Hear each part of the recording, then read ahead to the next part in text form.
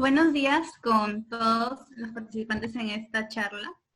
El estudio García y Cusquén el día de hoy tiene la oportunidad de hacer un análisis de los aspectos legales y contables del decreto legislativo 1476, vigente a partir del 6 de mayo de 2020. El mismo que establece medidas para garantizar la transparencia, protección de usuarios y continuidad del servicio educativo no presencial en las instituciones educativas. El mismo que ha sido promulgado a raíz de esta coyuntura que estamos viviendo del coronavirus y a efectos de evitar su propagación. En ese sentido hemos considerado como estudio importante realizar un análisis de aspectos de la norma de carácter legal y contable, pues esta exige una aplicación práctica para las empresas. La presente charla va a ser dada por la abogada Amy Guanilo, quien va a desarrollar los aspectos legales del dicho decreto. Asimismo, contamos con el contador Javier Manrique, quien es el que precisará y dará mayores alcances de las estructuras de costos que se está solicitando a los colegios privados. Sin nada más que decir, damos pase a la abogada Amy Guanilo. Muchas gracias, Victoria. Tal como ya lo ha mencionado nuestra moderadora, de acuerdo al contexto actual en el que vivimos, se ha creído conveniente regular algunas obligaciones que las instituciones educativas particulares deben observar respecto a los servicios educativos que brindan, a favor de los usuarios de los mismos. A continuación, procederé a exponer los aspectos más relevantes que recoge este decreto legislativo 1476. Tal como ya lo ha mencionado Victoria, la finalidad de la norma se engloba en dos aspectos. El primero es establecer disposiciones que garanticen la transparencia, el derecho a la información y la protección de los usuarios de los servicios educativos que brindan las instituciones educativas privadas. Asimismo, la norma contempla que se establecen disposiciones de carácter obligatorio, de carácter de cumplimiento obligatorio para las direcciones regionales de educación y las unidades de gestión educativa local, en el ámbito de su competencia territorial.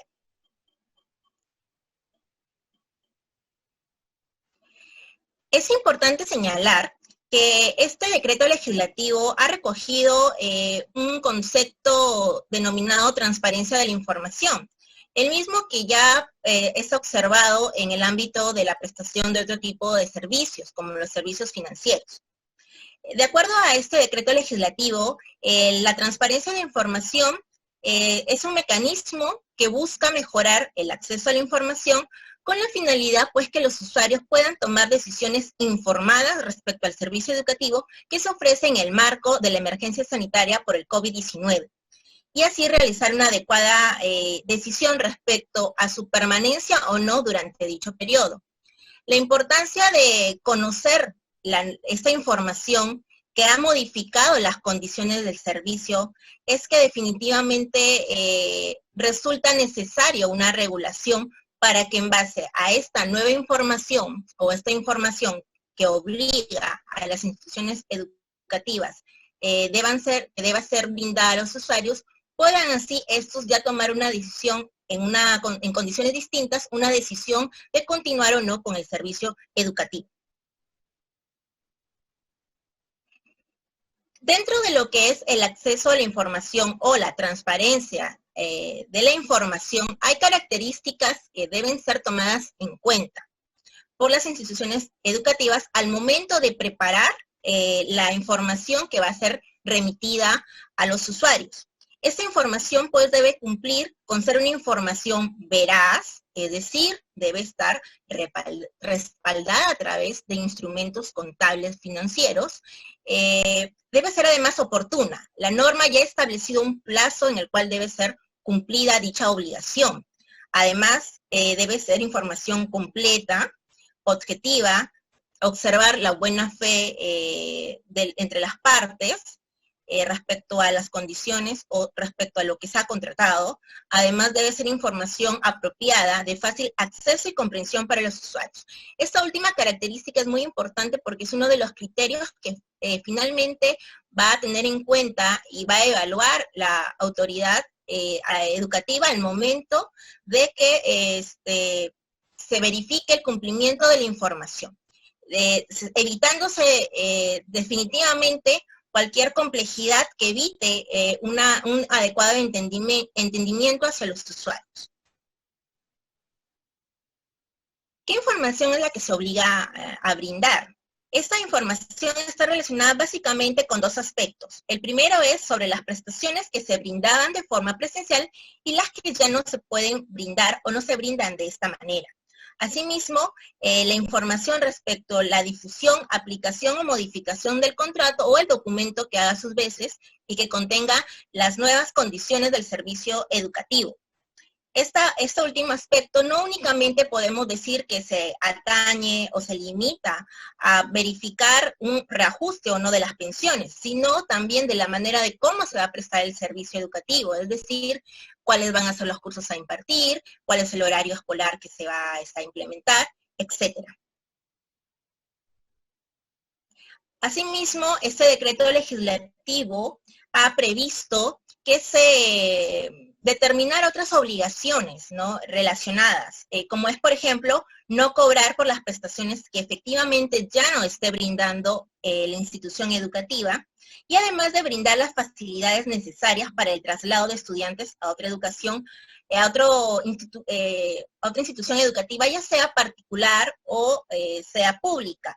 Este último aspecto, dado que justamente se le está brindando la facultad a los padres de familia de resolver el contrato y por ende obligando a los colegios a dar las facilidades para que se pueda realizar este traslado de los estudiantes.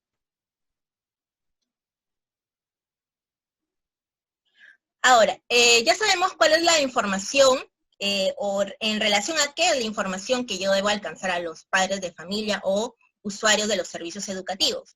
Pero, ¿cuál es el contenido que me está exigiendo la norma? El contenido de esta información debe estar relacionada con el costo de cada una de las prestaciones incluidas en el pago de la cuota de la matrícula y además de las pensiones, desagregando aquellos conceptos que pueden ser brindados de manera no presencial y aquellos que no pueden ser brindados de esta forma. Asimismo, incluye como mínimo un desagregado de costos fijos y variables, que lo que se le está llamando ahorita una estructura de costos, ¿no? En el ámbito contable se le conoce como una estructura de costos, ¿no? Este desagregado de costos fijos y variables que se está incurriendo o que incurre la institución educativa en virtud del servicio educativo no presencial. Además del desagregado, se exige que deben contar con sumas totales de tales costos y además hacerse un comparativo con aquellos costos y aquellas sumas totales correspondientes a la prestación del servicio educativo presencial. Este comparativo justamente de las prestaciones que se prestaban de forma presencial y las que actualmente se prestan de manera virtual. Entonces, la información debe estar relacionada, o este contenido mínimo de esta estructura de costos debe estar mínimamente ligada a lo que establece este anexo al decreto legislativo, ¿no?, que ya ha colocado o ha implementado una plantilla de información mínima que debe contener esta estructura de costos. El siguiente ponente va a explicar un poco más de cómo preparar esa estructura de costos, de acuerdo además de los alcances del principio o el concepto de transparencia de información. Pero ¿cuál es la finalidad de que los padres conozcan esa estructura de costos? Pues la finalidad es que los padres puedan saber qué costos fijos o variables se han reducido, qué costos ya no incurre, por el contrario, qué costos ya ha dejado de incurrir la institución educativa, los cuales incluso hay costos que probablemente han sido eliminados. Pero asimismo, de forma contraria, podemos ver que hay unos costos que más bien se han originado producto de esta nueva modalidad del servicio educativo no presencial. Por ejemplo, tenemos las licencias o derechos a plataformas virtuales mediante las cuales se imparte actualmente el servicio educativo. Es importante que justamente para cumplir con esta mejor comprensión de la información que se prepara y que se va a brindar a los padres, si es que no se ha hecho aún, es que estos costos vengan acompañados de una justificación una justificación general, pero además yo creo conveniente de repente hacer incidencia o justificar determinados costos que de repente pueden ser cuestionados por los padres de familia. Por ejemplo, el servicio de vigilancia, ¿no? Hay padres que de repente están cuestionando ¿por qué me sigues cobrando vigilancia o servicio de vigilancia si los niños ya no están yendo a clases o al colegio? En este caso, puede ser, de acuerdo a la realidad, obviamente, de cada institución educativa, que se justifique mantener este costo, dado que la institución educativa tiene ciertos bienes de valor, tiene equipos de cómputo que definitivamente necesitan ser resguardados. Entonces, el costo puede mantenerse o probablemente puede disminuir.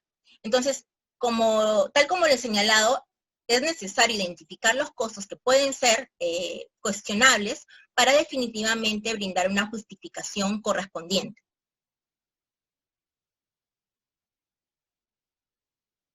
Otra información que también debe ser alcanzada dentro de este plazo de los 7 días calendarios que la norma ha señalado es que a solicitud los usuarios o la UGEL puede requerir alguno de los siguientes estados financieros, que puede ser el balance general, el estado de cambios en el patrimonio neto, el estado de flujos de efectivo o el estado de ganancias y pérdidas. Dando preferencia, de acuerdo a lo que señala este decreto legislativo, a este último instrumento financiero o estado financiero, el de ganancias y pérdidas. Asimismo, ha señalado la norma que independientemente de las declaraciones juradas anuales, que de acuerdo a los cronogramas que han sido modificados por la SUNAT, estas declaraciones que estén vinculadas, obviamente, a esos instrumentos, a pesar de que no hayan sido aún presentados, pueden ser solicitados a requerimiento del usuario, del servicio educativo o de la UGEL. Sobre este punto yo tengo mis reservas. Mi opinión particular es que si efectivamente se está obligando a que se brinde cierta información y que esta información cumpla con características de fácil comprensión y sobre todo de que sea una información necesaria para poder tomar una decisión de consumo, la complejidad que revisa estos instrumentos financieros es pues obvia, ¿no?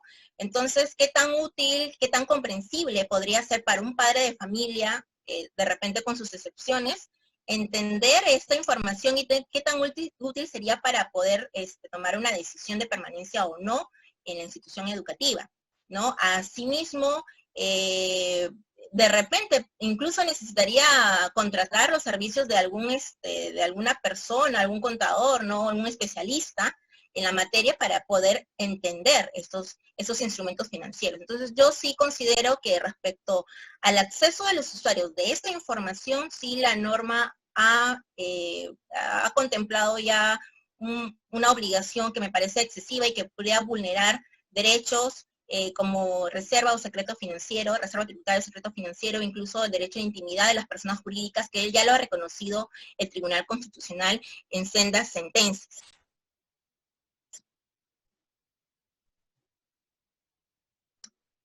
Y entonces, ¿cómo debo yo enviar a institución educativa esta información a los usuarios? La norma ha previsto que se remita la información a través de vía electrónica, pero también contempla que pueda ser a través de cualquier otro medio que permita comprobar de manera fehaciente su recepción.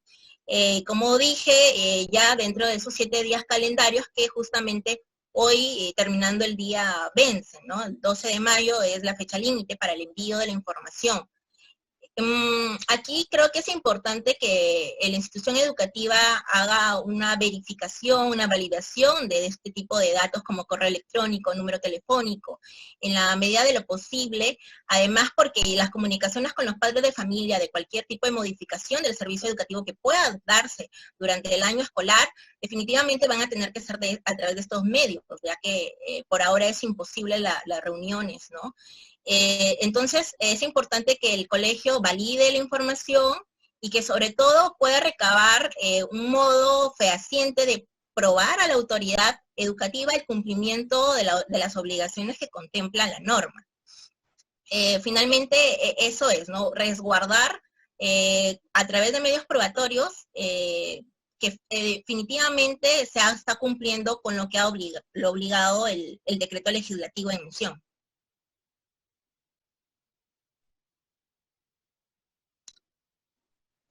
Ya, entonces los padres ya tienen la información, se les remite la información relacionada a la estructura de costo de las prestaciones que se hacen de forma virtual, las que ya no se hacen de manera virtual. Entonces, la norma, pues, ha señalado que en base a esta información o en base al cumplimiento, ¿no?, de esta obligación de los colegios o de las instituciones educativas particulares, los usuarios puedan tomar decisiones. La primera, pues, es que evalúe el usuario del servicio la información y pueda negociar conjuntamente con la institución educativa alguna modificación del contrato del servicio educativo, considerando las prestaciones que se están brindando actualmente de manera efectiva. Entonces, si se llega a negociar, si se llega a un acuerdo, definitivamente procede esas modificaciones de las condiciones del servicio educativo. Pero por el contrario, si no se está de acuerdo con las condiciones que se ha detallado en la prestación del servicio educativo, o en caso, por ejemplo, no se remitió la información o ha justificado o ha señalado a la institución educativa que no puede cumplir con esta obligación de remitir la información, se ha facultado que el usuario puede resolver el contrato o el documento que haga de sus veces y contenga las condiciones del servicio educativo, lo resuelva y que se proceda a una devolución, ya sea de la matrícula, la cuota de ingreso o las pensiones que han sido canceladas. Es importante indicar que la norma no ha señalado cómo se debe calcular, ¿no? Porque efectivamente ha habido prestaciones que sí ha dado el colegio, ¿no? Incluso prestaciones contenidas en la matrícula que ya dinero que ha ingresado y que ha sido gastado en su oportunidad. Entonces, únicamente se señala un criterio de proporcionalidad de acuerdo a lo que efectivamente se ha prestado. De repente se puede calcular los días en los que se ha prestado, de repente es un adicional, ¿no? Para poder calcular la devolución. Además, la devolución, previamente a la devolución se tiene que proceder con un descuento de cualquier deuda que pueda tener los padres de familia. Entonces, si hay un residual, si hay algo que devolver, se debe proceder a devolver al padre de familia dentro del plazo de 30 días calendarios desde que se procede con la resolución del contrato, es decir, con la finalización del servicio educativo. La norma permite que se pacte algo distinto. Lo que ha prohibido es cualquier pacto que pueda hacer que se obligue o que se renuncie a este derecho, ¿no? Que obliguen al padre a renunciar de repente a este derecho de devolución. Entonces, si por ahora alguna institución educativa lo hace, ese pacto se considera nulo. Otra situación que se presenta en el marco de no estar de acuerdo o de repente no me alcanzaron la información, es continuar con el servicio educativo de acuerdo a las normas o a las condiciones actuales del servicio, ¿no? Sujetarme a esas nuevas condiciones del servicio. En este caso, no prohíbe al padre que a pesar que continúa con las condiciones nuevas o modificaciones en caso hayan, no prohíbe a los padres de familia, a los usuarios de los servicios, acudir a las instancias administrativas o judiciales correspondientes. Ahora, ¿cómo va a evaluar la autoridad educativa la información que se remitió a los usuarios del servicio educativo?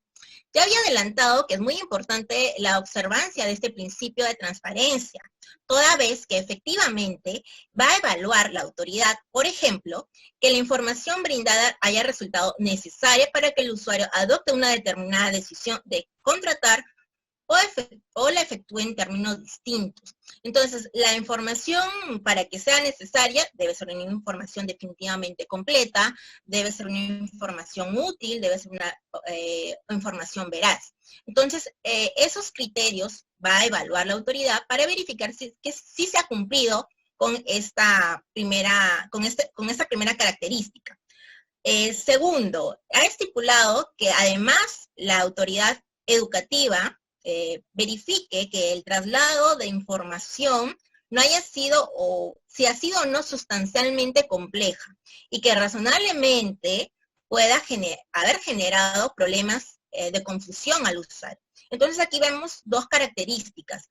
Primero, que sí ha sido compleja, pero que además haya sido tan compleja que haya podido generar un problema de confusión en el usuario, es decir, que la información no ha sido preparada a un nivel de fácil comprensión para quien la recibe o quien la recepciona. Entonces, finalmente, estos criterios que evalúa están relacionados íntegramente con el principio de lo que significa la transparencia de la información. Ahora, ya había mencionado, ¿no?, de que la autoridad, en este caso la UGEL, por ejemplo, es la que dispone de ciertas competencias dentro del marco de las obligaciones que regula este decreto legislativo. Por ejemplo, aquí se ha previsto o se ha regulado que la UGEL sea competente para fiscalizar y para supervisar las obligaciones contenidas dentro de esta norma. Asimismo, en caso que pueda detectar la comisión de una posible infracción, ella puede iniciar un procedimiento administrativo sancionador y además estar a cargo de la etapa instructora, ¿no? Ya ahí con lo que eso conlleva, ¿no? Que se notifique debidamente con las imputaciones, se presenten los descargos, posteriormente se emita un informe, a ese informe se pueden presentar incluso descargos, y con un informe final de instrucción pueda recomendar o no la sanción a la institución que pueda ser infractora. Además, se ha previsto que la competencia respecto a la sanción o quién va a sancionar a las instituciones educativas esté a cargo de la Dirección Regional de Educación o la que haga de sus veces, según lo que indica la norma. Lo que resalto aquí de esto es definitivamente la separación de los órganos que puedan garantizar un debido procedimiento. Entonces, se tiene que haber una diferenciación entre competencias dentro de un procedimiento administrativo sancionador con la finalidad de poder efectivamente garantizar derechos relacionados al debido procedimiento.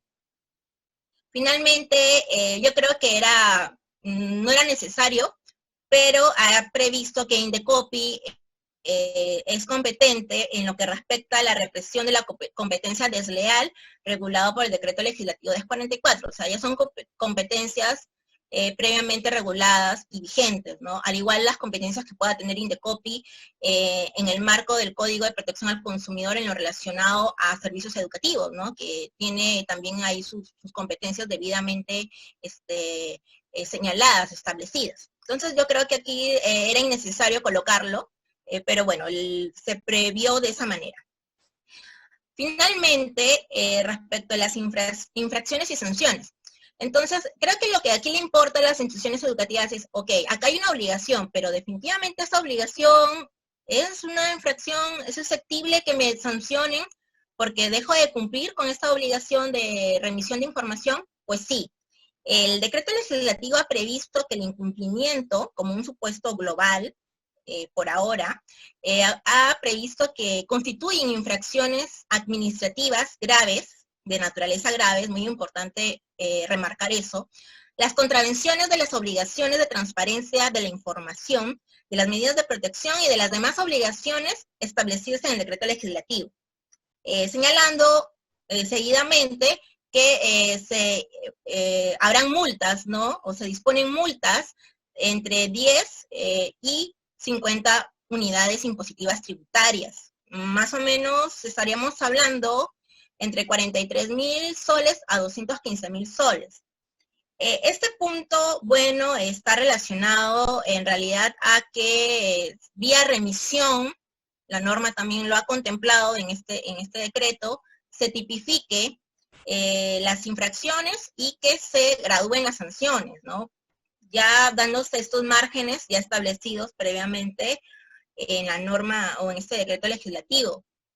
Lo importante sería en su momento esperar que ha regulado este reglamento que va a ser emitido ya en los próximos días para conocer estas infracciones o esta tipificación de infracciones que definitivamente tienen que corresponder a las obligaciones expresas recogidas en este decreto legislativo. Cualquier exceso, cualquier creación de una conducta infractora diferente a lo que recoge este decreto legislativo definitivamente contraviene con el principio de tipicidad y el principio de legalidad, que también está relacionado. Entonces, hay que esperar el reglamento, habría que ver los alcances respecto a la tipificación y además de la graduación, ¿no? Porque si se ha puesto este rango entre 10, no menor a 10 ni mayor a 50, van a haber definitivamente algunas obligaciones que ameriten una mayor sanción pecuniaria a diferencia de otras. Bueno, eso es todo en cuanto tengo que hacerles mención. A continuación voy a dar pase al contador Javier Manrique, que como ya les adelanté, va a proceder a explicar la estructura de costos o cómo debe trabajarse esa estructura de costos a efectos de poder cumplir además con este principio de transparencia de la información. Buen día, estimada Ami, estimada Victoria. Buen día con todos los participantes de esta charla informativa de sinceramiento y transparencia en la estructura de costos de las instituciones educativas. El presente, Javier Manrique, participante del área de costos y auditoría del Consorcio García y Cusquén, les va a hablar un poco sobre la estructura que está determinando esta nueva normativa o este decreto legislativo 1476 para una mejor optimización de las decisiones por parte de los padres de familia y diversos usuarios como entes fiscalizadores para un mejor sinceramiento de estos costos, ¿no? Permítame compartir una pantalla, por favor. Sobre el decreto legislativo 1476, el mismo que tiene como objetivo transparentar y facilitar información de fácil comprensión para la toma de decisiones de los costos que incurren las instituciones educativas en el servicio no presencial educativo brindado a sus hijos. Esta información también será de libre acceso a solicitud de los entes fiscalizadores, como el de la UGEP, ¿no? Como ya lo mencionaba, hay diversos usuarios involucrados con esta normativa o este decreto legislativo, tanto los padres de familia, los propios colegios y también entes fiscalizadores. Partiendo de la comprensión segmentada de los servicios educativos presenciales y no presenciales que establece el presente decreto legislativo, vale comprender la naturaleza propia del contrato del servicio educativo, ¿no?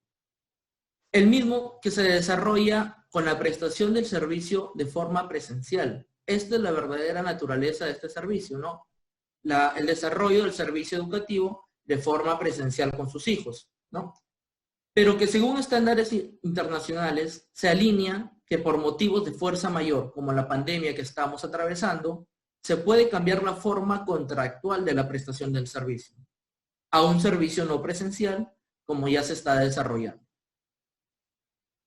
Con respecto a nuestra experiencia a este consorcio de asesoría García y Cusquén, ya hemos tenido la oportunidad de entidades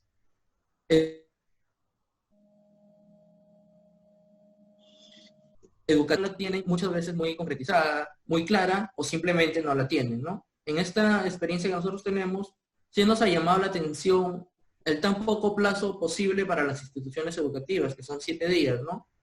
Pero bueno, ya ese es un tema de tal vez manejar estos tiempos por el motivo de la urgencia que se está viviendo, ¿no?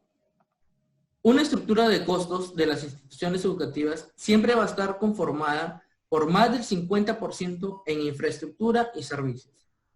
¿Qué quiero decir, no? Para no hablarles con términos tan técnicos, que las entidades educativas siempre van a estar conformadas por más del 50% en relevancia, ¿no? Con respecto a lo que son infraestructura y servicios. Servicios como qué? Como el pago a los profesores, el pago a los directores, el recurso educativo, el recurso de oficina, ¿no? Etcétera.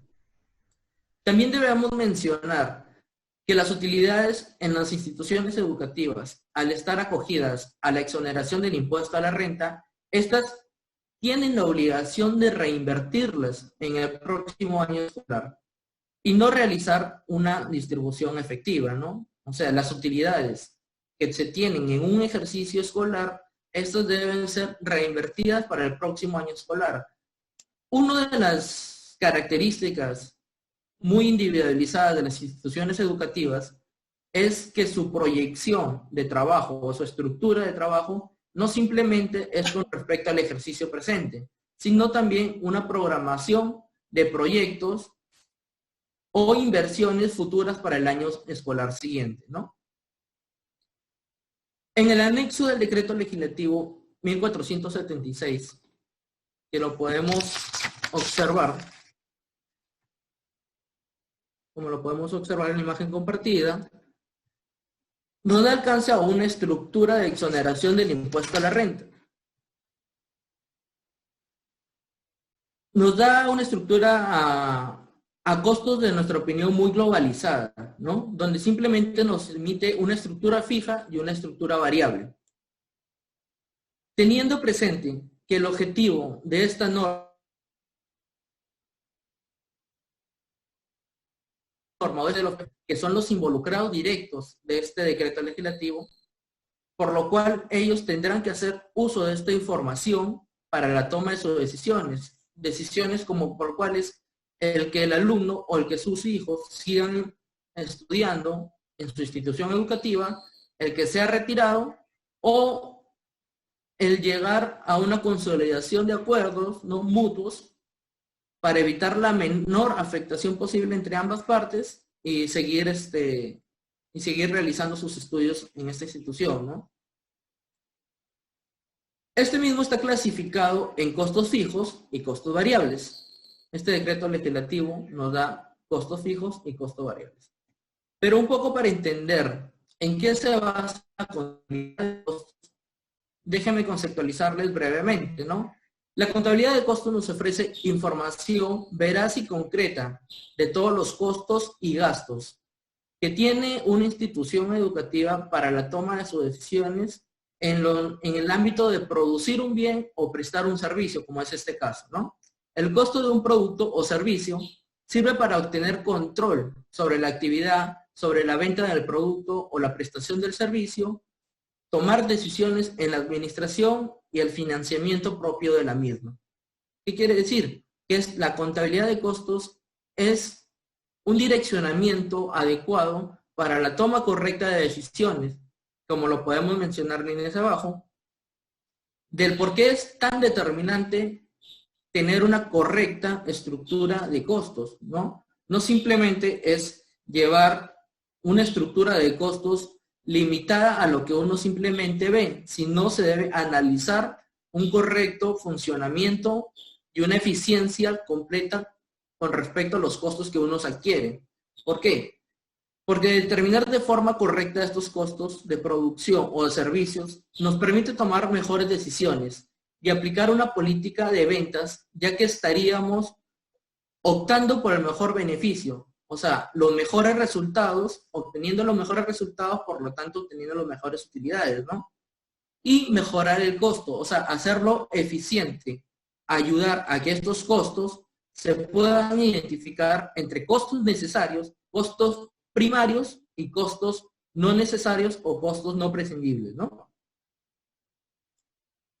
El mencionado decreto legislativo nos da de anexo este formato, ¿no? Que tienen en pantalla. Los mismos de costos fijos y variables del servicio educativo. A opinión personal, ¿no? Hemos analizado esta estructura, como ya les comenté, es una estructura muy globalizada, donde tal vez mencionan ciertos conceptos que no podrían dejar muy tan claro del por qué se utilizan o del por qué se han dejado de utilizar para los padres de familia, ¿no? Porque tenemos dos columnas. Antes de la emergencia sanitaria, normalmente, y durante la emergencia sanitaria. ¿Por qué este decreto legislativo se basa en la emergencia sanitaria?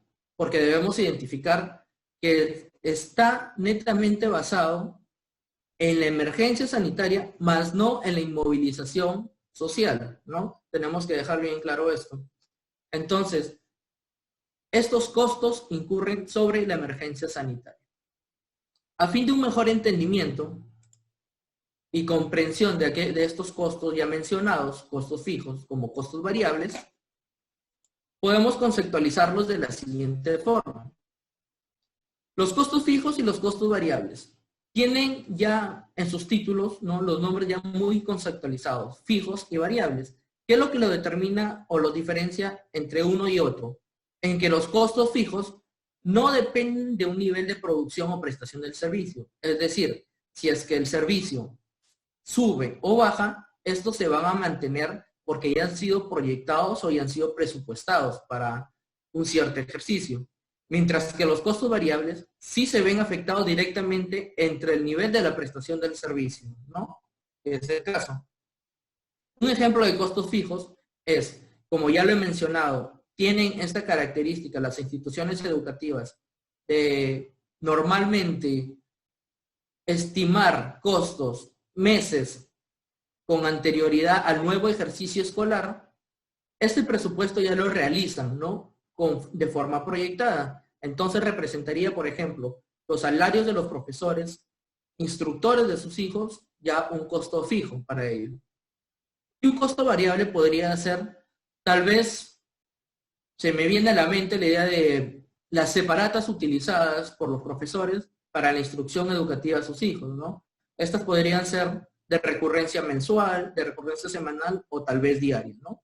Esto es la diferencia particular que tiene entre los costos fijos y los costos variables. ¿Por qué se debe manejar estos conceptos de forma no tan técnica? Porque como lo dice la norma y como ya lo he explicado, el objetivo es direccionar a los padres a la correcta toma de la decisión con respecto a que si sus hijos van a seguir permaneciendo en la institución educativa o tal vez se va a negociar algún otro acuerdo con la institución educativa a partir de una decisión de la institución educativa o simplemente se van a retirar, ¿no?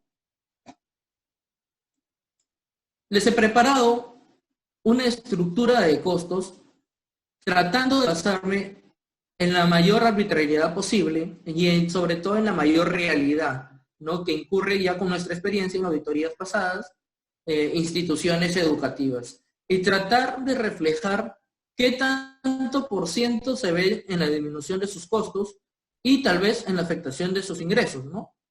Tenemos esta estructura, ¿no?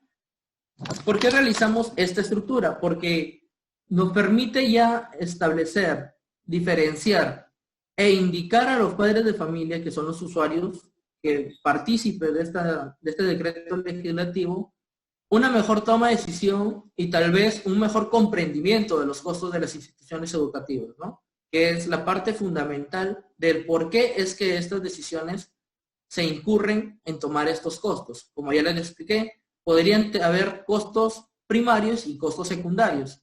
Y es por eso que se debe diferenciar, ¿no? Ambos tipos de costos. A mi lado izquierdo de la pantalla, contamos con una estructura de costos antes de la emergencia sanitaria. Tal vez en este ejercicio, como les explico, es netamente ejemplificar y tratar de sacar a la luz la posible afectación de las instituciones educativas con respecto a esta emergencia sanitaria, ¿no? Tenemos un antes y un después de la emergencia sanitaria. Según el ejemplo, 800 alumnos en esta institución educativa, donde contamos con costos directos, como lo son la materia prima, insumos y materiales. Por ejemplo, o materiales de oficina, suministros de limpieza y material educativo, ¿no? Estos costos podrían significar costos variables. Mano de obra directa. La mano de obra directa podría estar constituida por los profesores, por el salario de los profesores y los directores, ¿no? Estos, como les expliqué, muchas veces ya son proyectados con meses de anticipación al año escolar. Es por lo tanto que estos costos son considerados mano de obra directa. Y como resalta esta idea de estructura de costos en las instituciones educativas, siempre se dicta que más del 50% se encuentra involucrado en lo que es infraestructura y servicios. Aquí por eso que se refleja que la mano de obra directa que involucra al salario de los profesores y al salario de los directores son de sumas importantes, ¿no? Luego pasamos a los costos indirectos. Los costos indirectos podría ser, se me viene a la mente el salario del vigilante, el salario del jardinero, de las personas de mantenimiento, de las personas del cafetín, etcétera, ¿no? Inclusive muchas veces hasta del jardinero, ¿no? Que cuentan muchas veces las instituciones educativas.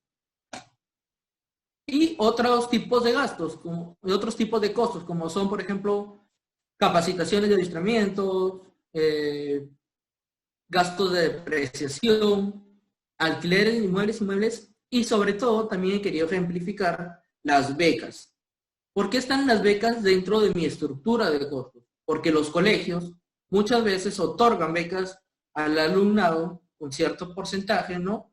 Podría ser con reducción parcial o total de las pensiones mensuales, pero que estas influyen en mi estructura de costos, porque son costos que yo voy a tener por esos alumnos en mi institución educativa y que se tienen que reflejar según la realidad.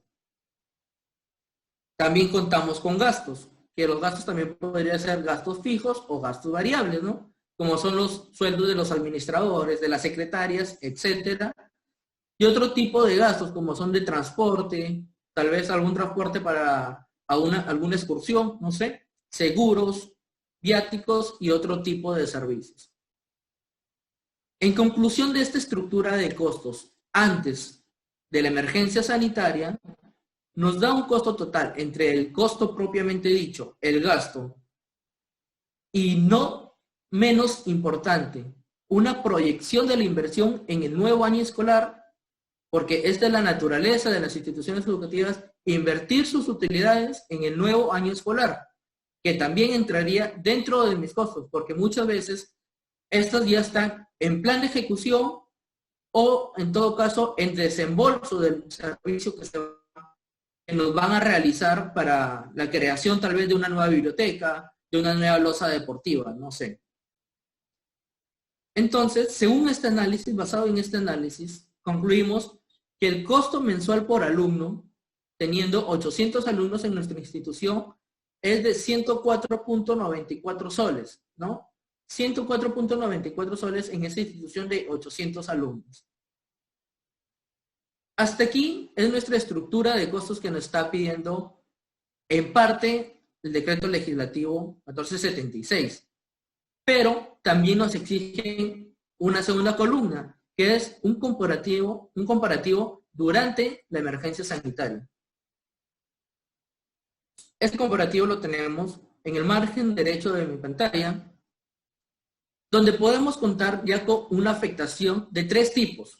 Una afectación en el costo de forma parcial, tal vez con rebajas de un 50%, de un 60%, según lo estime la institución educativa. Una rebaja por completo o en su totalidad del costo, es decir, que sabe la institución educativa que a partir del decreto legislativo de forma presencial y de los costos del servicio prestado de forma no presencial, entonces podríamos también asumir de que hay costos que involucran una disminución total, ¿no? Mientras tanto, otro tipo de costos que podrían ser variables o fijos, ¿no? Que se tendrían que mantener a un 100%, que son necesarios para la educación no presencial de sus alumnos, de sus hijos, ¿no? De sus menores hijos. Por lo tanto, no se verían afectados a un 100%. Entre ellas, hemos comparado y hemos tratado de analizar qué costos podrían haberse afectados parcialmente y qué costos en su totalidad, ¿no? Por ejemplo, los materiales de oficina, parcialmente, tal vez porque hay profesores que van a ir a la institución educativa a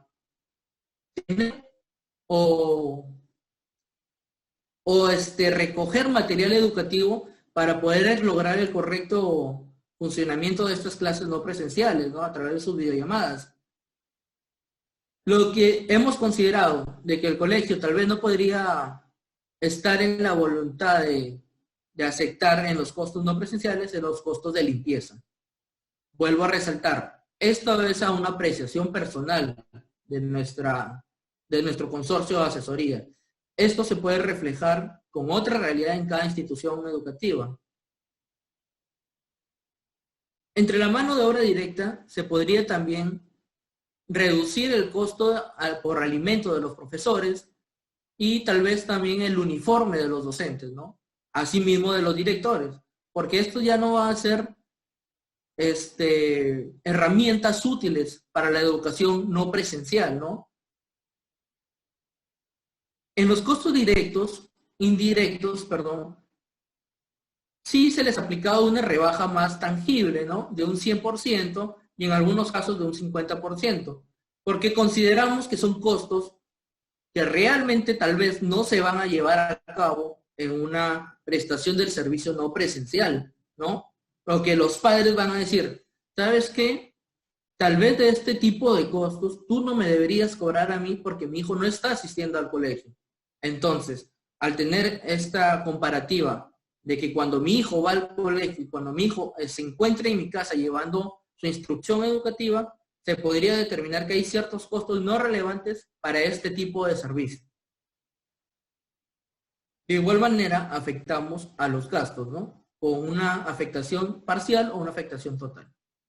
Obteniendo de todo ello, ¿por qué no afectamos, me olvidaba, por qué no afectamos a los proyectos de inversión de futuros años escolares?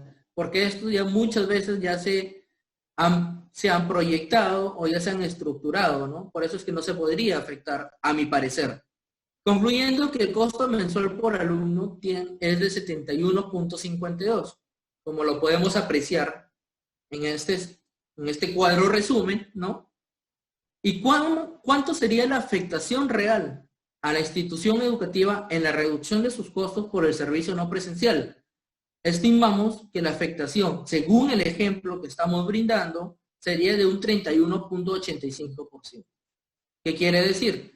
Que la institución educativa, a partir del sinceramiento y la transparencia de los costos para los padres de la prestación del servicio educativo de forma no presencial, no debería contar hasta con un 31.85% de sus costos normales o sus costos antes de la emergencia sanitaria, ¿no? Entonces sí se puede revelar una posible disminución de estos costos. Pero esta idea viene conjunta también de otro tipo de resultados y otro tipo de análisis, porque así como nos vemos facultados a analizar la disminución a través de la prestación del servicio educativo de forma no presencial, también debemos realizar el análisis tal vez de la afectación del servicio no presencial con respecto a sus ingresos. ¿Por qué?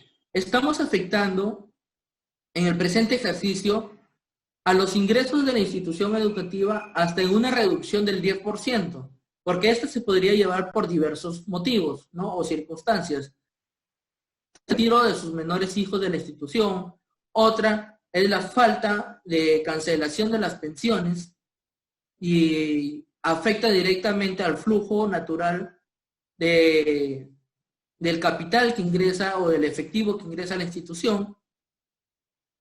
Entonces se vería afectado, para el presente caso, una reducción a 720 alumnos. De los 800 alumnos que contábamos normalmente, se vería afectado en 720 alumnos, ¿no? Esto parte de la utilidad, como ya le expliqué, las instituciones educativas, por determinación de exoneración del impuesto a la renta, la utilidad debe determinarla de forma obligatoria para la distribución del próximo año escolar. Para la reinversión del próximo año escolar. ¿Reinversión en qué tipo? De proyectos escolares, de proyectos de infraestructura, etcétera, ¿no? Inclusive podría ser de proyectos de personal, porque podrían haber colegios que quisieran optar por la mejor mano de obra que esté direccionada para el asesoramiento o educación de sus menores hijos y podrían realizar este tipo de inversión, ¿no? En este cuadro, yo he querido reflejar la utilidad por alumno que se presenta según esta estructura de costos de este ejemplo, ¿no?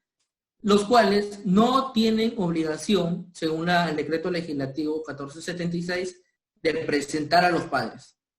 Pero a mi parecer podría ser una herramienta muy práctica para el entendimiento, ¿no? De la toma de decisión del padre de familia, que tiene que tener presente todos estos puntos mencionados, que simplemente las instituciones educativas no se basan en un costo, sino que se basan en costos, en gastos y costos de inversión para el año escolar siguiente, ¿no? Con respecto de la tabla, antes de la emergencia sanitaria, contamos con una utilidad por alumno de 75.06. si es que mi matrícula mensual fuese de 180 soles, ¿no? Si mi matrícula mensual fuese 180 soles, tendría una utilidad de 75.06. Pero durante la emergencia sanitaria, mi utilidad también se vería afectada, como lo mencioné en líneas arriba, por tal vez alguna afectación a los ingresos del alumnado, ¿no? Con una utilidad por alumno de 63.40. ¿En qué se ha visto afecto mi utilidad? En una disminución de hasta un 23.98%. Este análisis nos puede servir de gran utilidad para los padres de familia y su toma de decisiones, porque, como les vuelvo a comentar, son los usuarios principales a los que se les tiene que dar esta información clara, ¿no? Entonces, la institución educativa se va a ver afectada en un 23.98% de su utilidad. Utilidad que va a ser utilizada, valga la redundancia, para la proyección del próximo año escolar, para la proyección de los proyectos de inversión, para la proyección de los proyectos de infraestructura, etc. Es así como tanto los costos de las instituciones educativas se ven afectadas a una disminución, porque lógicamente no van a tener la necesidad sus hijos de incurrir en estos costos que forman parte del servicio presencial cuando realmente no lo están utilizando de esa forma, ¿no? Pero también se debe analizar por parte de los padres de familia y usuarios fiscalizadores como el de la UGEL, que también las instituciones educativas se van a ver afectadas en los ingresos que normalmente ya tenían proyectados. Para poder tal vez concluir con esta estructura de costos, ¿no? Podría finalizar diciendo, 1, se le tiene que dar relevancia a los usuarios principales, que son los padres de familia. La naturaleza de esta norma es para los padres de familia y puedan, con esta estructura de costos bien realizada, eficiente y transparentada, como tiene de título la norma, realizar una correcta toma de decisiones, ¿no? Y sobre todo también por parte de la institución educativa, velar tal vez por la proyección de la inversión al futuro año escolar, porque no me quedan dudas que el año escolar entrante es muy probable que se activen nuevos protocolos de seguridad, donde van a significar nuevos costos, tal vez nuevas medidas de seguridad, como por ejemplo, si normalmente hay una capacidad de 25, 30 alumnos por aula, tal vez la capacidad ahora se reduzca a 15 alumnos por aula. Por lo tanto, me voy a ver en la necesidad de invertir en la construcción de nuevas aulas para que ingresen todos mis alumnos, ¿no?, ya inscritos. Y por último, quisiera concluir en la ayuda del sinceramiento de las instituciones educativas. Si bien es cierto, contamos con este formato dado por el Decreto Legislativo 1476, donde es un formato muy globalizado y por lo ya mencionado, hay muchas instituciones educativas que no tienen estructurados sus costos de forma concreta, ¿no? Se podría tener la afectación tal vez de que al no hacer una información de fácil comprensión, de fácil entendimiento para los padres de familia, podrían seguir tal vez habiendo las discusiones que hoy en día vemos, ¿no? Por eso, a las instituciones educativas, priorizar el entendimiento de esta información para cualquier tipo de usuario. El usuario que sea capaz de obtener esta información en sus manos y leerla, tiene que tener un fácil entendimiento para una toma de decisión correcta. Una correcta estructura los va a ayudar, se los aseguro.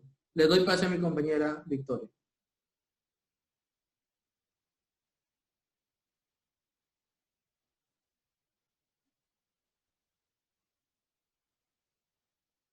Muchas gracias a los dos por sus aportes en la charla.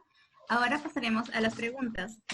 Asimismo, les pedimos a los participantes que vayan generando sus preguntas a través del chat y vamos a absorber ahorita las preguntas que se han venido realizando por correo electrónico. A ver, vamos a ver. Hay que colocar las preguntas en la pantalla. A ver, la primera, hay un grupo de preguntas que son legales. Vamos a empezar por ellas y luego pasamos a las contables. La primera pregunta es, ¿la información que formará parte del sinceramiento debe ser sustentada con documentos? ¿Hay algún plazo? ¿Y qué pasaría en caso omitan hacer tal sinceramiento? O que haciéndolo, este no sea verídico. ¿Hay alguna sanción administrativa o penal? ¿Ante qué organismo se debe denunciar y sancionar? Gracias, Victoria. Tal como, bueno, de acuerdo a lo que ya está regulado en el decreto legislativo, tendríamos que señalar que no se debe sustentar al padre, sí justificar de repente algunos costos, que lo indica la norma, pero el sustento o la verificación, si la información es veraz o no, ya se verá dentro de una etapa de supervisión o fiscalización que puede iniciar la UGEL, ¿no? Las sanciones administrativas habría que verificar de acuerdo a la tipificación y la sanción que corresponda, ¿no? Eso ya va a ser reglamentado, pero como repito, hay que estar muy atentos de acuerdo a los supuestos infractores que pueda recoger el reglamento y que no estén expresamente establecidos dentro del decreto legislativo 1476. Ok, gracias. Pasamos a la segunda pregunta. Si antes de la emisión del decreto legislativo 1476, el colegio ya había acordado con los padres sobre el descuento de la pensión sin inconveniente alguno, ¿aún así es necesario presentar esa información? Sí, es una pregunta interesante porque ciertamente ha habido una confusión hasta cierto punto generalizada respecto a cuál es la finalidad y cuáles son las obligaciones que recogen este decreto legislativo.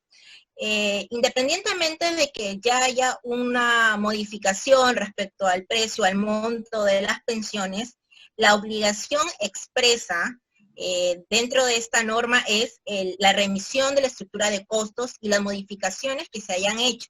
Las modificaciones a la conservación del contrato de servicios, porque no tampoco se está obligando que efectivamente se modifique el contrato o el documento que haga sus veces sobre el servicio educativo. Entonces, independientemente de los acuerdos sobre rebajas o reajustes de pensiones, las instituciones educativas están obligadas a cumplir con los alcances estipulados dentro de ese decreto legislativo. Ok, pasamos a la siguiente pregunta. ¿Cuáles son los criterios a tomar en cuenta la UGEL para imponer sanciones desde las 10 a 40 UITs? Es una pregunta, pero ahorita no me atrevería a responderla.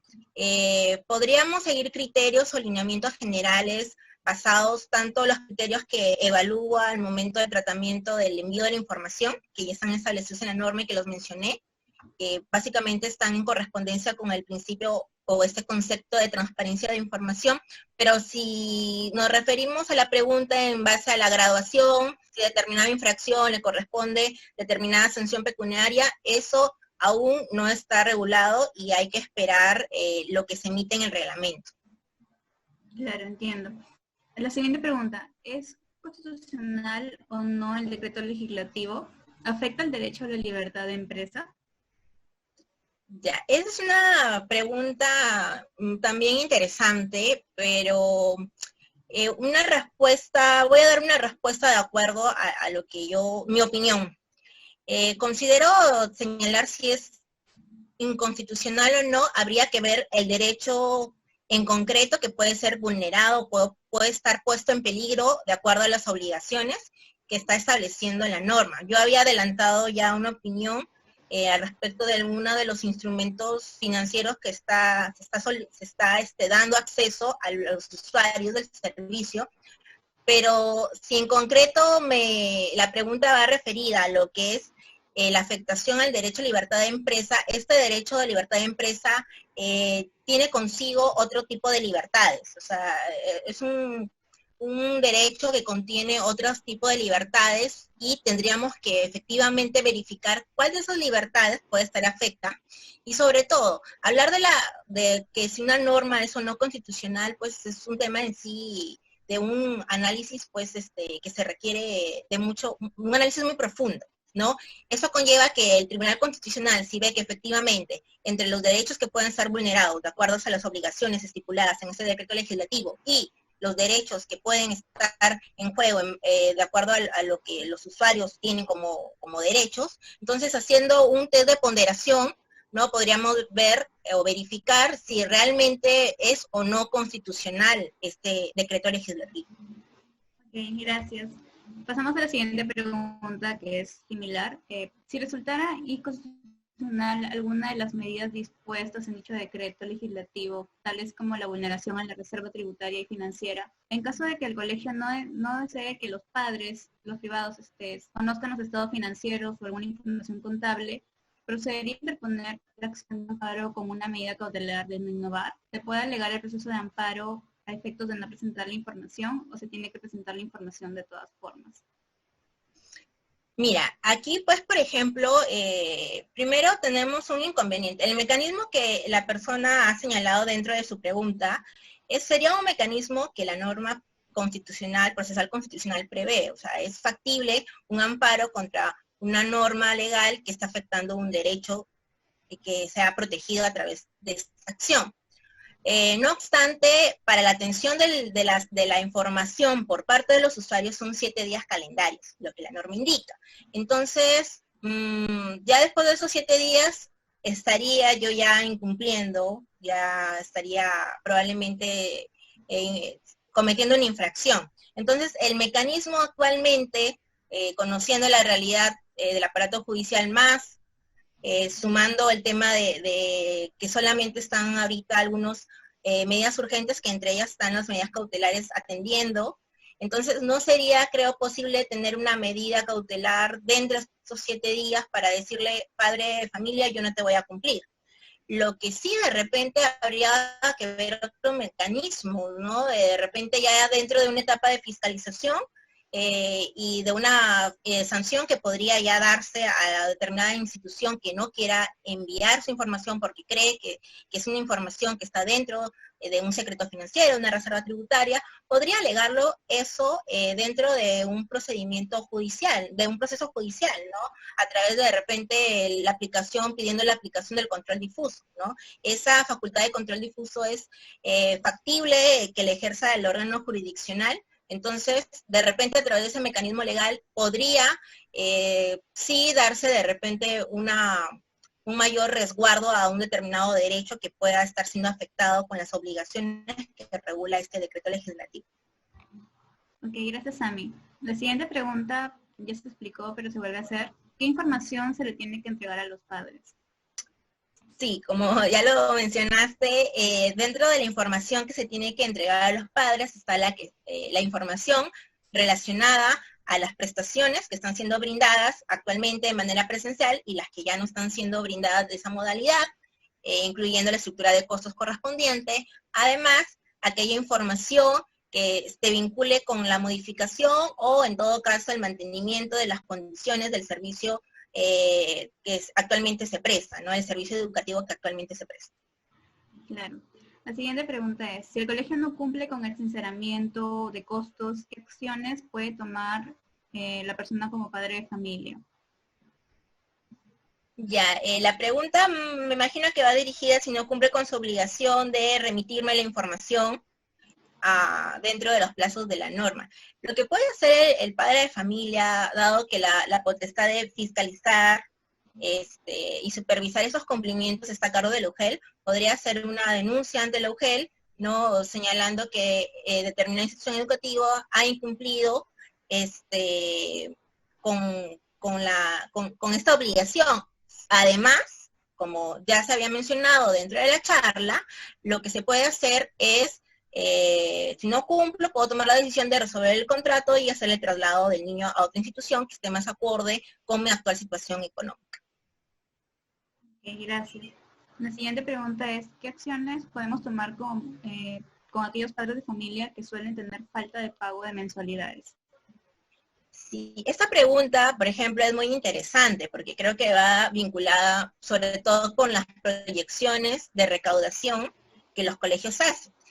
Nosotros sabemos que la morosidad es un tema de todos los años, en todas las instituciones educativas. entonces los colegios ya manejan determinado margen de morosidad sobre los cuales ellos, a pesar que cuentan con ese margen de morosidad, pueden de todas maneras prestar el servicio educativo bajo niveles de normalidad y de idoneidad. Sin embargo, en el actual contexto donde efectivamente se va a incrementar el nivel de morosidad, o en todo caso van a haber retiro de niños, en estricto el tema de la morosidad se podría trabajar tratando de llegar a compromisos efectivos de pago. Probablemente las facultades o las prerrogativas que ya tienen los colegios al momento de no brindar, por ejemplo, algún certificado, si es que hay una deuda, un certificado de estudios o una constancia de estudios, si aún se mantiene una deuda. O sea, de repente esos mecanismos disuasivos que permitirían presionar a los padres de familia, pero sobre todo yo creo que los colegios deberían justamente a través de esta información tratar de entender a los padres de familia que la única manera de poder prestar un servicio de calidad es que el colegio reciba determinada recaudación. Y eso únicamente depende del cumplimiento que hagan los padres de familia, obviamente dentro de las posibilidades actuales. Claro. La siguiente pregunta es, ¿la entidad educativa debe reembolsar el pago que se efectúe por matrícula y mensualidad? Sí, la norma justamente señala que en caso haya devolución, después de que obviamente se verifique que de repente haya aplicando una proporcionalidad, ¿no?, entre lo que ya se ha prestado y lo que de repente no se prestó, porque imaginémonos que se dé quizás a mitad de mes la conclusión del contrato, entonces habría que hacer un cálculo, ¿no?, allí para efectivamente ver si en caso haya un residual, algo que devolver, efectivamente la norma indica que debe proceder con la devolución. Okay. Pasamos a la siguiente pregunta. ¿Qué acciones legales se pueden interponer si al momento de hacer el traslado de un colegio privado a uno estatal, el alumno no se encuentra registrado en el colegio de procedencia privada? Sí, en realidad esto ya viene a ser un incumplimiento de parte del colegio de procedencia que puede ser susceptible de investigación, ¿no?, y de posible sanción por parte de la UGEL, ¿no? La denuncia se tendría que hacer de todas maneras ante la UGEL. Ok, gracias. La siguiente pregunta es, al cambiar a un niño de un colegio particular a uno estatal, ¿es necesario que le devuelvan al padre de familia la matrícula y lista de útiles entregados al inicio del año? Sí, hay aquí un tema importante en el que sí amerita una respuesta, ¿no? La primera parte de que sí debe devolver, como dije, este decreto legislativo ya lo ha contemplado y ya se ha respondido al respecto, pero no ha contemplado o no ha regulado en lo que se refiere a la entrega de útiles escolares. Yo creo que eso es totalmente viable. Finalmente, estos útiles escolares han sido entregados a principios del año y los niños probablemente para el desarrollo de sus clases lo van a necesitar. Pero acá viene un problema, el tema de la inmovilización social, el tema de repente implementar mecanismos a través de alguna norma para que sea factible la entrega de estos útiles escolares, ¿no? Teniendo en consideración que aquí lo que se debe tratar de proteger es sobre todo la salud tanto de las personas que entregan el material como las que la reciban. Adicionalmente, los colegios no deberían implementar mecanismos de hacer firmar, suscribir cualquier declaración jurada de una entrega satisfactoria del material que en su oportunidad fue recibida por la institución educativa. Muchas gracias, Ami.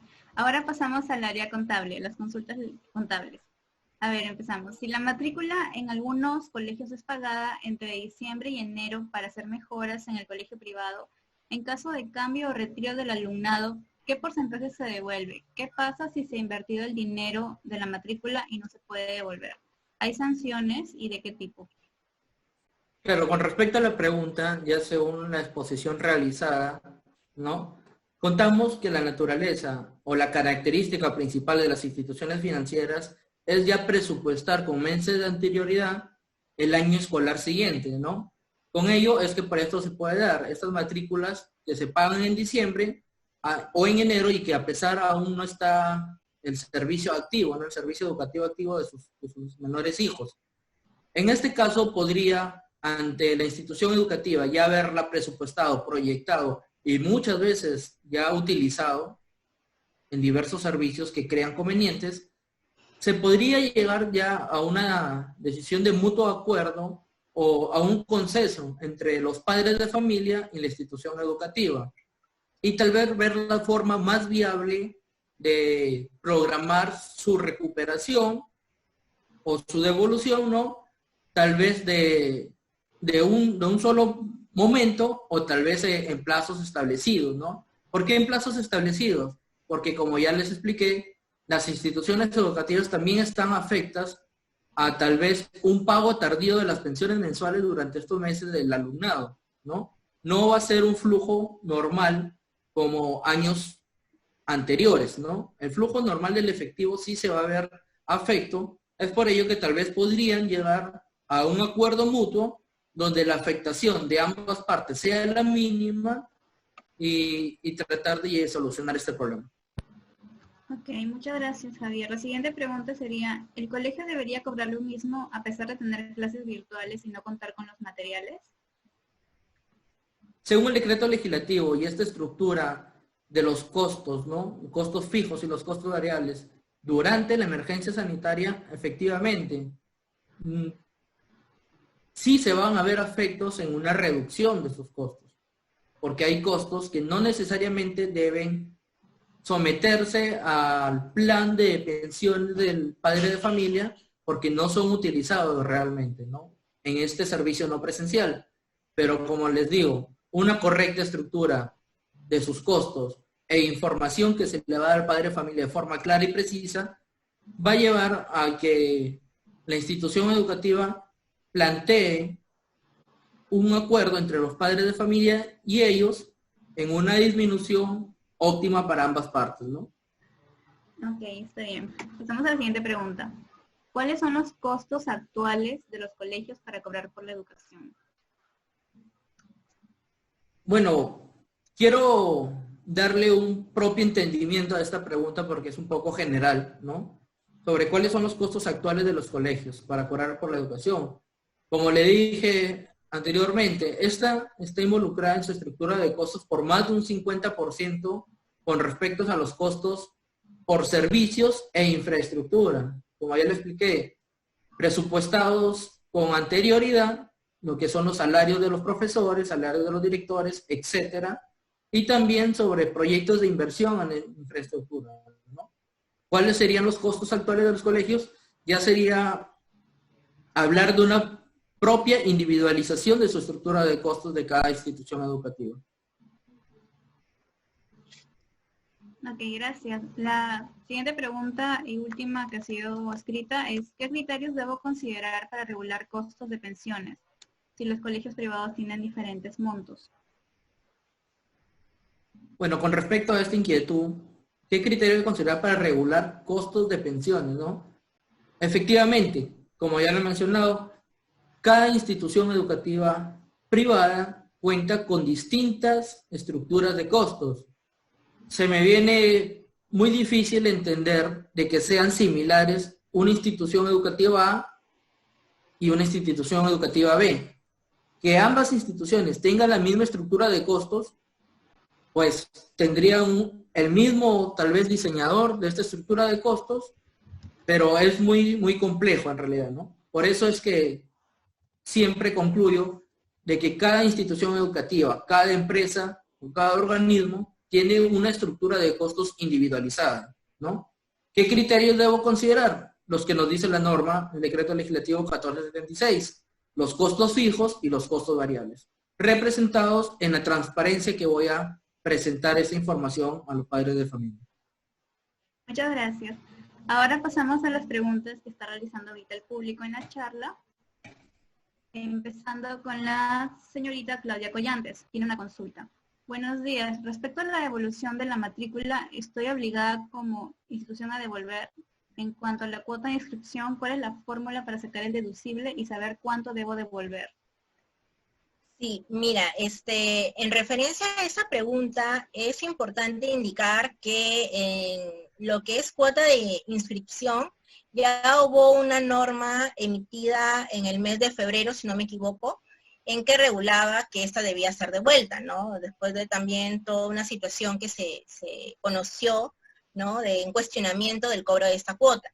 Ahora, esta misma norma, este mismo decreto señalaba que iba a ser reglamentada una fórmula. El artículo 16 de esta norma señaló que se iba a reglamentar la forma o la fórmula de cómo se iba a devolver.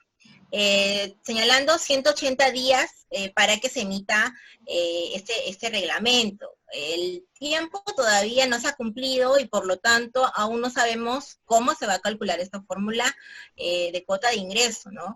Finalmente ahí habría algo que de repente hacer, si se requiere una pronta devolución, sería ajustarlo de repente a criterios de las demás cuotas, o en todo caso señalar que esta va a quedar suspendida su devolución hasta que se emita este reglamento, ¿no? Sería otra opción. Ok, gracias. Ahora pasamos a la siguiente pregunta que corresponde a Javier. El joven Matt dice, ¿qué sucede con aquellos costos que no están directamente relacionados con la educación a distancia, pero que de todas maneras están incurriendo? Se pondrá en la estructura de costos en situación de emergencia, ejemplo, gastos de mantenimiento del local, jardinería, etcétera. Efectivamente, estos costos deberán ser reconocidos, pero en la columna de costos antes de la emergencia sanitaria. Y también apelar al sinceramiento de la institución educativa en no reflejarlos en la columna de los costos durante la emergencia sanitaria.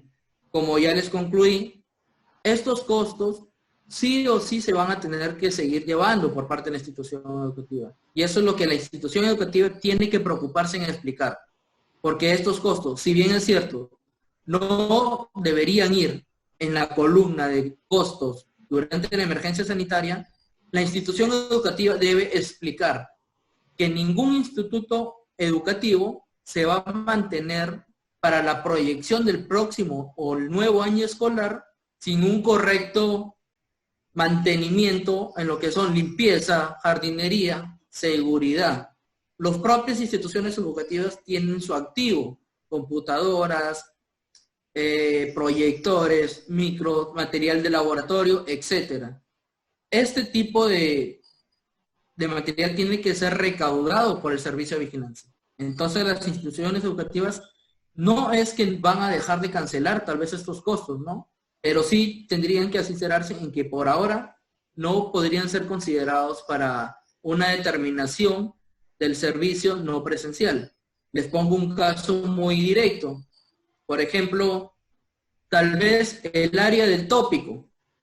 No habría el por qué incurrir o someter al padre de familia en que se vea responsable de este tipo de gastos, porque no hay la forma en que sus hijos pueden recurrir a estos costos, ¿no? Que pertenezcan a estos costos al costo mensual de su hijo. Es por ello que la institución educativa debe estructurar correctamente sus costos y hacerle entender al padre de familia del por qué se les está involucrando en ellos, ¿no? Ok, muchas gracias, Javier. Pasamos con la siguiente pregunta que le corresponde a mi Nilo. Buenos días. En el mes de abril, antes de esta norma, hicimos una reunión con padres de familia y le informamos sobre gastos y llegamos a un acuerdo y descuento que los padres se comprometieron a cumplir. Mi pregunta es, si después de reenviar este nuevo cuadro informativo contable, se puede volver a renegociar el descuento, porque ya tenemos una carta de compromiso de descuento y de pago desde abril. Sí. Ya, tal como mencionaba, y creo que está vinculada más o menos a una pregunta que se formuló, yo considero que lo que podría hacerse es enviarse la estructura de costos que indica la norma y enviar un documento haciendo referencia al acuerdo o de repente anexar el acuerdo respecto a la modificación del contrato de servicio educativo en base a este acuerdo que indica la persona que lo formula la pregunta, ¿no? Si hay un acuerdo de modificación respecto a pensiones, lo que podría es alcanzarse o indicarse de que ya de acuerdo al acuerdo tanto, arribado de fecha tanto, ¿no? Se hizo una modificación, se hizo un reajuste en las pensiones. Yo creo que con eso ya se estaría cumpliendo con la información que tiene que es vinculada con el tema de la modificación del servicio educativo. Muchas gracias. Ahora hay una consulta, de repente una precisión del señor Freddy Elías García, en el que señala, el decreto de urgencia 2-2020 fue emitido en febrero 2020, la cual obliga a devolver cuota de inscripción, pero no es retroactiva. Por lo tanto, esto aplica hacia adelante. Sí, me imagino que es una precisión que está haciendo esta persona, ¿no? Sí, no tendría nada que decir al respecto. Claro, está bien. Bueno, ahorita tenemos una consulta de la señorita Brenda, sino que le hemos solicitado que vuelva a reformular la pregunta, o en caso le damos pase al micro para que pueda explicarla. Entonces, ahí se le puedes dar micro para que pueda hacer la pregunta. Pues porque... ya la reformuló. Si un docente acepta laborar en una institución sabiendo que no va a tener acceso a planilla, la empresa, por mutuo acuerdo con el empleador, aún así la institución se sometería a alguna infracción o multa. Esa es su pregunta. Si un docente...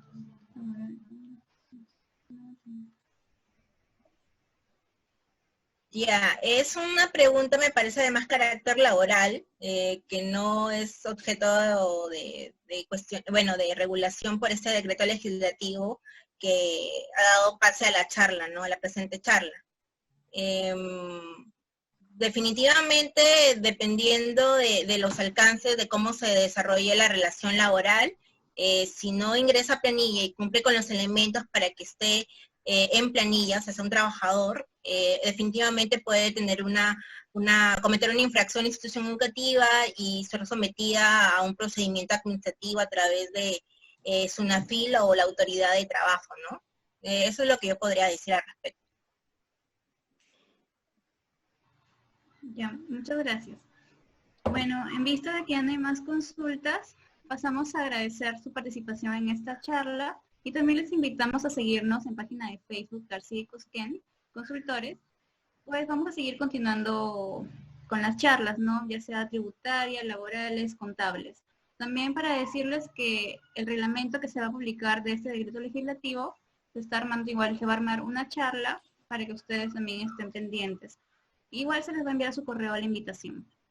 De igual forma, si es que necesitan alguna asesoría contable, laboral, tributaria, estamos también a su disposición y se pueden comunicar por los medios que hemos señalado en la página de Facebook, ¿no? Y también con el administrador Elvi Solano.